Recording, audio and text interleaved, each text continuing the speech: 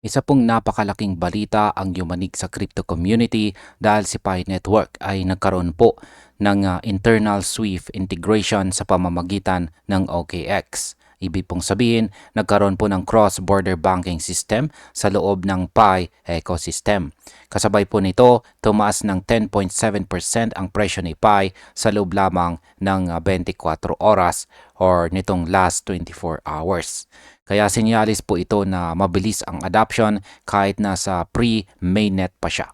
Kaya yan po ang siyang ating pag-uusapan sa video na ito. Pero bago po tayo magpatuloy ay pakibasa na lamang po muna ang disclaimer dito po sa ibaba ng ating screen. At ayan ang ating pinakaunang tanong ay ano po ba ang ibig sabihin ng SWIFT integration na ito? Yan, sabi po rito ay Pi Network's cryptocurrency Pi reportedly integrated into the SWIFT system via OKX. Internal cross-border banking for Pi Bank successfully activated. Price surge from 0.21 to 0.2170 in an hour. 24-hour gain of 10.7% with volume spike of 107 million Pi. Pi Network claims over 50 million users and partnerships with 40 plus banks. Yan, paliwanag po natin yan. Ang SWIFT integration ay isa po itong malaking hakbang dahil nagbibigay po ito ng kakayahan sa Pi Bank na magpadala ng pondo sa iba't ibang bansa sa loob lamang ng ilang segundo. Kaya mula po sa presyo na 0.21, umakyat po ito sa 0.2170 sa loob ng isang oras at ito po ay nakapagtala ng 107 million Pi trading volume. Sa kasalukuyan ay ipinagmamalaki po ni Pi Network ang higit 50 million users at higit 40 banking partnerships na nagpapakita ng mabilis na paglago ng kanyang ecosystem. Yan, check po natin yung current price. Makikita po natin dito kay CoinGecko na siya po ay tumaas ng 15.5% nitong nakalipas po na 24 hours. Ayan, at ang presyo na pong nito ngayon ay nasa 0.2384.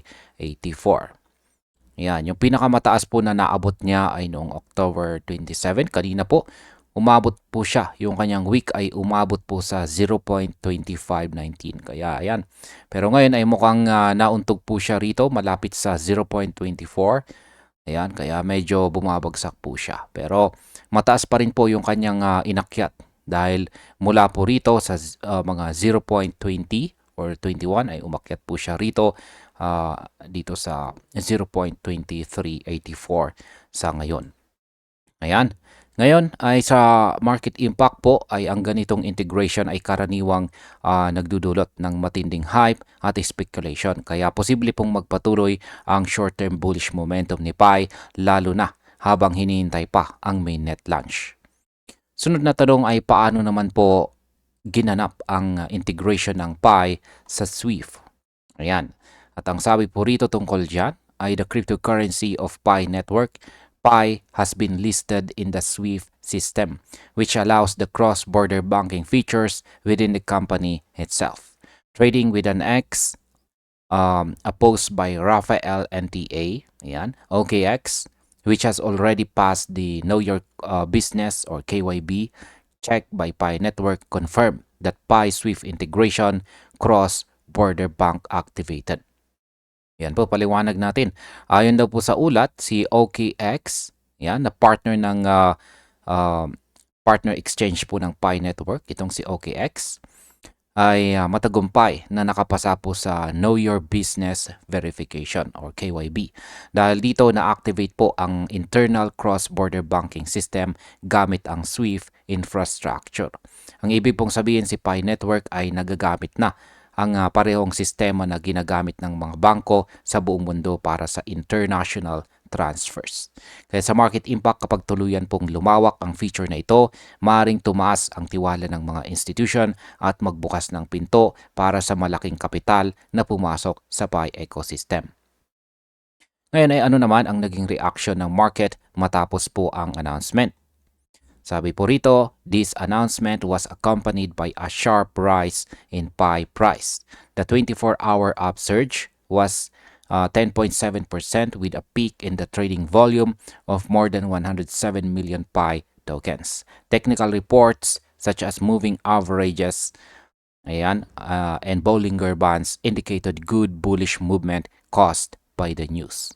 Pagkatapos daw po ng announcement, agad na nag-react ang market.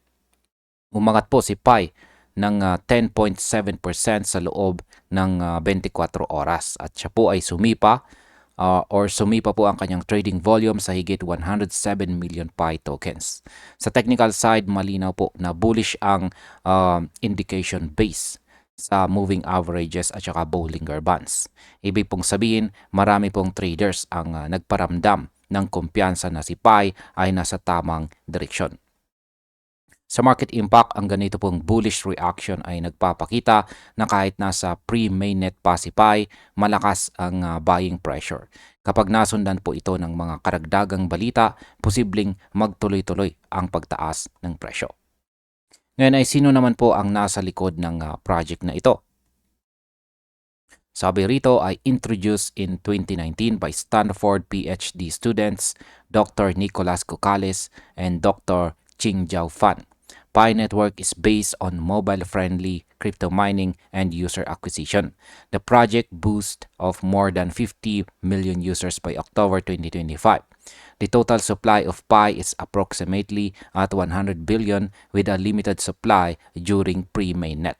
Ecosystem applications such as e-commerce and peer-to-peer payment solutions are also part of the ecosystem, and Pi has collaborated with more than 40 banks, a sign of its expanding financial infrastructure. Yan po, sa mga hindi po nakakaalam, si Pi Network ay nag-umpisa po noong 2019 at ito po ay ginawa ni Dr. Nicolas Kokales at saka Dr. Qingjiao Fan mula po sa Stanford. Layunin nilang gawing accessible po para sa lahat ang crypto mining sa pamamagitan ng mobile phones. Sa ngayon, mahigit 50 million pioneers na po ang bahagi ng network. Ang kabuang supply ay nasa 100 billion Pi, ngunit limitado pa ito dahil pre-mainnet phase pa lamang. Bukod dito, may mga e-commerce at saka P2P payment apps na kasama po sa ecosystem na patuloy na lumalawak na infrastructure ni Pi. Sa market impact, ang malawak po na user base at bank partnerships ay nagbibigay ng foundation para maging legit na financial player si Pi kapag ganap na na-launch ang mainnet.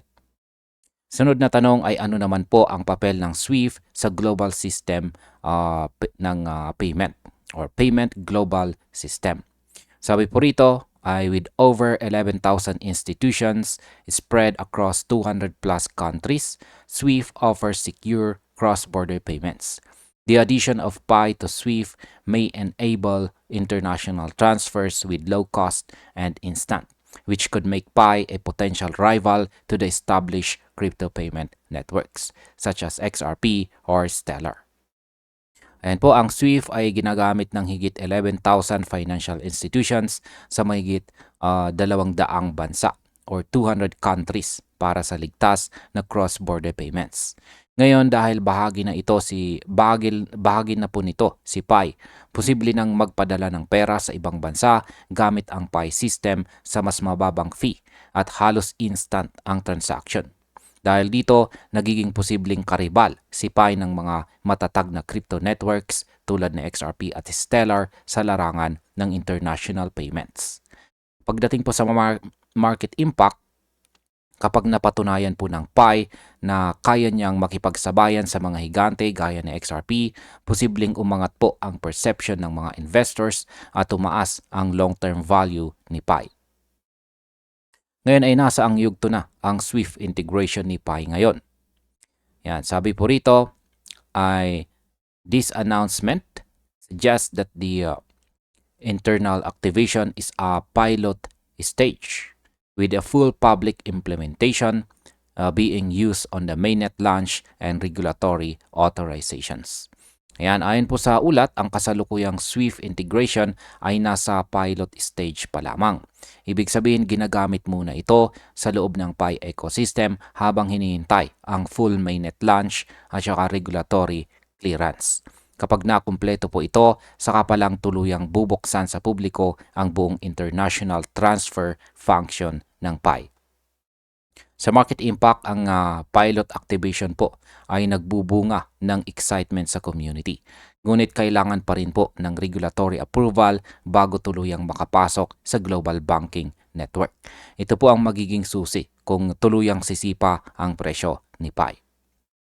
Bilang panguling katanungan ay ano naman ang hamon na kinakaharap ng PI network? Sabi rito, this news saw a significant price and trade upsurge as investors had become optimistic. Nonetheless, compliance across borders, cross-border compliance, and pre-mainnet phase of PI would interfere with full SWIFT functionality. Paliwanag po natin yan. Bagamat positibo daw po ang market reaction, meron pong mga hamon pa ring kinakaharap itong si PI. Isa na rito ang cross-border compliance o ang pagsunod sa mga regulasyon sa iba't ibang bansa. Habang nasa pre-mainnet phase pa siya, limitado pa ang kanyang SWIFT functionality. Gayunpaman, nananatiling positibo po ang mga investors na unti-unting maabot po ni PI ang full integration sa tamang panahon. Sa market impact, ang ganito pong sitwasyon ay nagdadala ng volatility. Kaya maaari pong maglaro ang presyo sa pagitan ng support at resistance hanggang sa maabot ang susunod na milestone. Bilang panghuli, ang aking opinyon naman tungkol dito ay ang SWIFT integration ay isa sa pinakamalaking tagumpay ni PI Network sa taong ito. Ipinapakita po nitong kaya niyang makipagsabayan sa mga established payment networks sa mundo. Para po sa atin bilang mga traders at investors, ito po ay sinyalis ng isang project na unti-unting nagiging handa sa global stage. Gayunpaman, habang hindi pa tapos ang pre-mainnet phase, dapat pa rin po tayong maging maingat sa mga hype. Ang mga ganitong balita po kasi ay kadalasang nagdudulot ng short-term spikes. Ngunit ang tunay na halaga ni PI ay lalabas lamang kapag fully operational na ang kanyang mainnet at regulatory clearances. Kung tuluyan pong maipatupad ang integration na ito, maaaring masaksihan po natin ang isa sa pinakamalaking pagbabago sa crypto payments. Si PI ay maaari pong maging simbolo ng transisyong mula sa mobile mining patungo po sa tunay na global banking utility. At ayan, hanggang dito na lamang po tayo sa video na ito mga ka-crypto. Maraming salamat sa panonood.